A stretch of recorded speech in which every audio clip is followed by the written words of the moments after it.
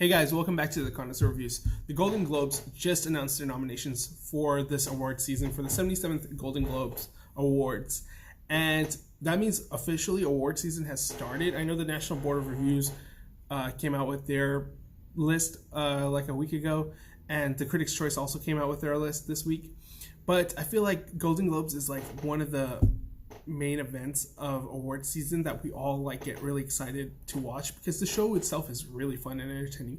I know it's not the most credible award season, but it's always nice to see the people that are nominated, and you get a really good look at the best pictures of the year.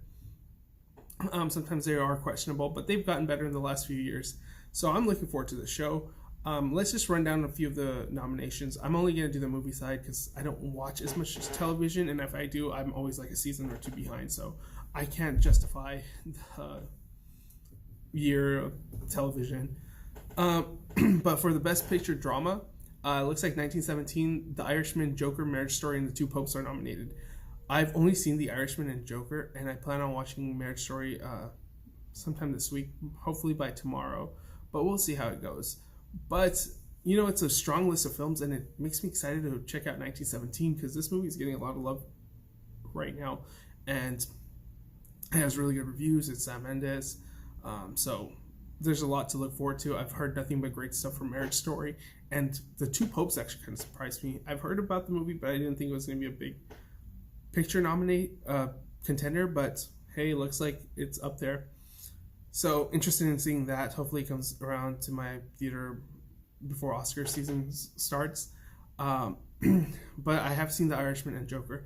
While I love The Irishman, I think it's a great movie, and it's a movie that we probably won't forget, and I think it's deserving of its Best Picture nomination.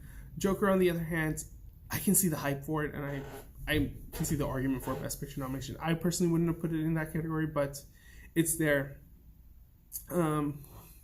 You know, there's a few things here and there, but nothing that stands out, nothing too shocking or surprising. As for the comedy and musical category, we got Dolomite Is My Name, Jojo Rabbit, Knives Out, Once Upon a Time in Hollywood, and Rocket Man. And out of all of those, I've seen everything except for Knives Out, which I'm planning on seeing hopefully this week, so we'll see how that goes. But Dolomite Is My Name is great. Eddie Murphy returned to form. Jojo Rabbit is fantastic, really thought-provoking and relevant to today's stuff.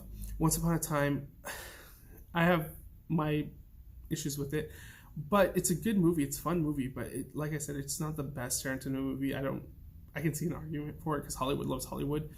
Rocky Man, I'm glad to see it here because Rocky Man is an awesome movie, very underlooked, very underappreciated. I think it's great. The music, the acting, the directing, everything about it, the style is really good in it. So I love seeing it up there. It just gets to show you that here has been really good for comedies because there's a lot of them, and you know there's little ones that aren't here that I kind of want to mention, like Fighting with My Family, which was a surprise hit. I wasn't thinking I was going to get any Oscar contender, but that was a great one. Just a few little things here and there, but good row of films there for consideration. The directing category, we got Bong Joon-ho, Sam Mendes, Todd Phillips, Martin Scorsese, and Quentin Tarantino. Again, all great contenders. I know there's a bit of controversy regarding that there's no female directors, but honestly, I don't know who you would put. I mean, Booksmart is good.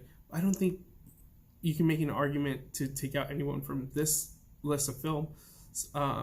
Lulu Wang did an amazing job for The Farewell. I can see an argument for that. But again, like I said, I mean, who do you take out? Like, everybody is great at what they did. And they've been talked about the whole season.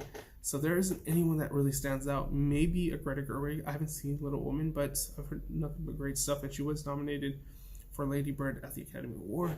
So who knows how that goes.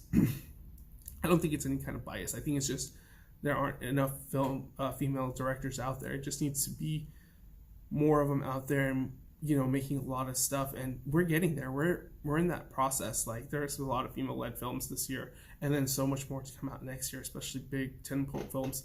So there's a lot to look forward to. I'm just saying that there wasn't anything in particular where I was like, oh my god, you need to nominate said female director, and we don't want to just nominate them just because they're a woman. If they're not the best director, they don't deserve a nomination. Sorry, guys. But like I said, Bong Joon-ho, I think he's the front runner, and with Martin Scorsese, I think they did fantastic in their films, and I think they're probably going to be the two people we're going to be talking about come Oscar season. Sam Mendes, haven't seen the movie, but hopefully, I mean, I'm sure he's great. He's won it before. Todd Phillips, he did an excellent job with the Joker again. I really like the movie. It's talked about a lot. I personally wouldn't put him in there, but it's neither here nor there. He's been talked about. He won, at King's Film Festival and all that stuff. Quentin Tarantino, again, the film is directed well. Like I said, I just find it has its own issues of too much pandering and too much excessive shots, and the movie just being too long for its own good. Like, you could have trimmed half an hour, the whole Sharon Tate stuff out of it, and it still would have been a great movie. I think it would have been a stronger movie. But, no arguments there, really, because that's what it is. And then we have the lead categories. We have in drama, we have Christian Bale, Antonio Banderas for Pain and Glory, Adam Driver for Marriage Story, Joaquin Phoenix for Joker, and Jonathan Pryce for The Two Popes. Again, haven't seen most of those movies. I think Joaquin Phoenix definitely deserves his nomination there. I think he was one of the most talked about actors before Oscar season or award season started.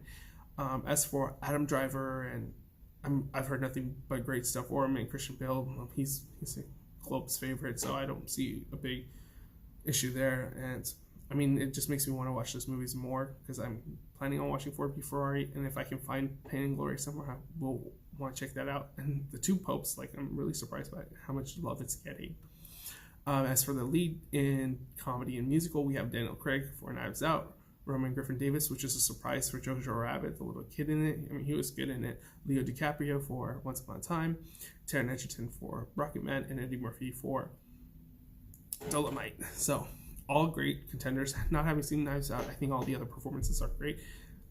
They all deserve their nominations. I'm really happy to see Taron Egerton there, because I loved Rocketman. And the more I see Rocketman get loved, the better. As for Eddie Murphy, I think he's the front runner. I think he might win this. Because it was a career comeback, and everybody seems to love Dolomite. It was the Best Picture nominee. I think it's gonna be his year. I think he deserves a little love. And everybody else is great. Like, I was just surprised by the Jojo Rabbit guy, and I mean, I can't argue. Like, he did a really good job, and having 10 nominees, yeah, sure, why not?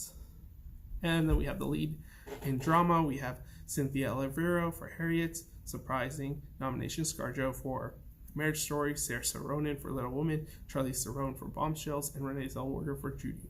Having not seen any one of those movies, I've heard a lot of good things for ScarJo, and Bombshell, I mean, it's Charlize Theron. I'm sure she's going to deliver. Little Woman, Saoirse Ronan working with Greta Gerwig. She got an Oscar nomination for Lady Bird, so Saoirse Ronan is someone you should be looking at every award season. One surprising omission I'm seeing is Lupita Nyong'o for Us. I think she should have been in this category. I think she's still one of the best performances I've seen this year.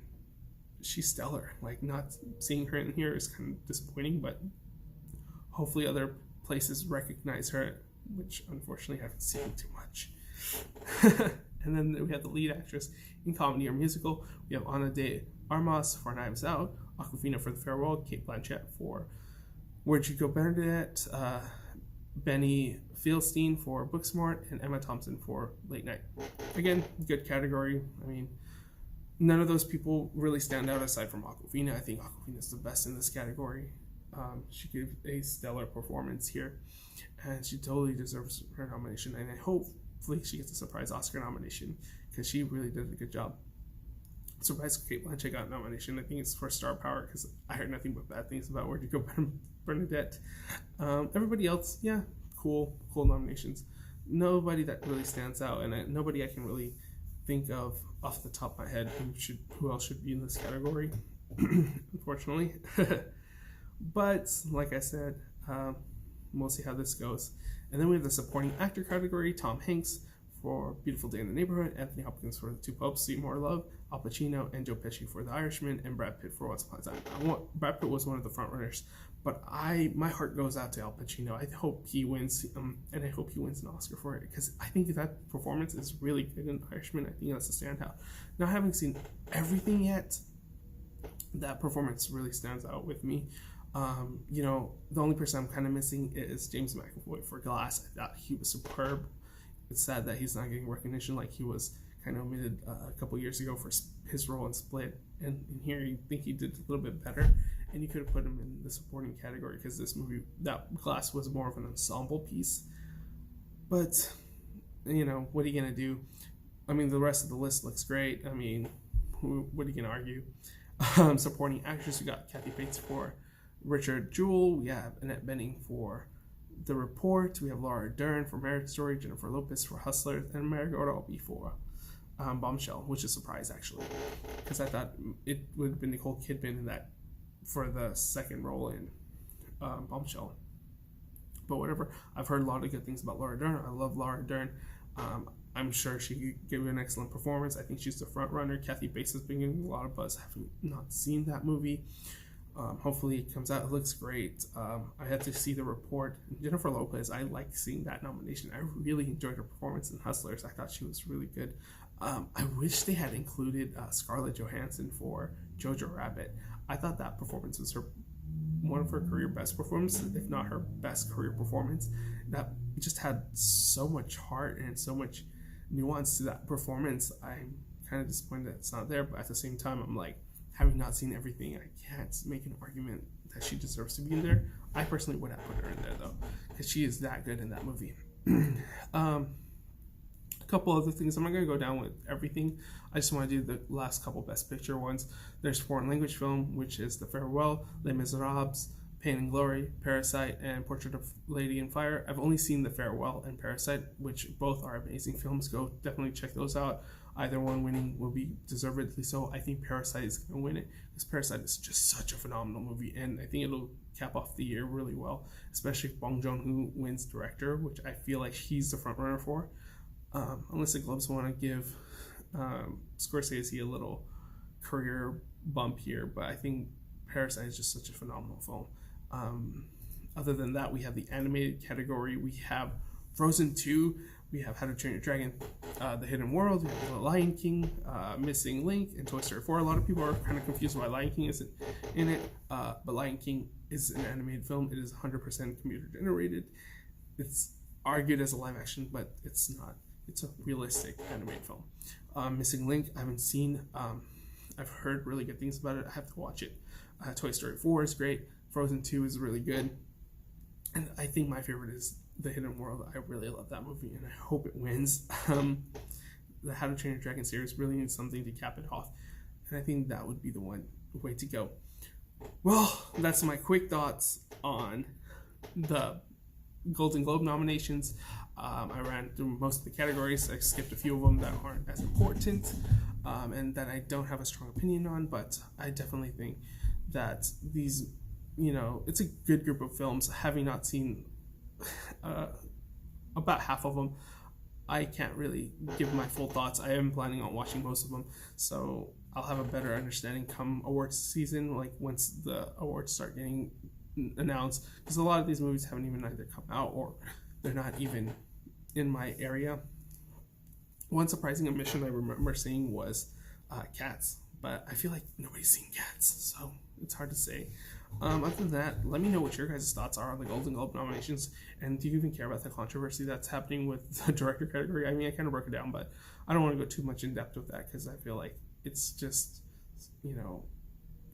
unnecessary debate for the sake of debating. But overall, it looks like it's going to be a great film year. I mean, there's a lot of movies there that I was surprised with, and then there's movies I'm thinking, hey, mate, those movies were great. I thought they were definitely going to get nominated, and they didn't.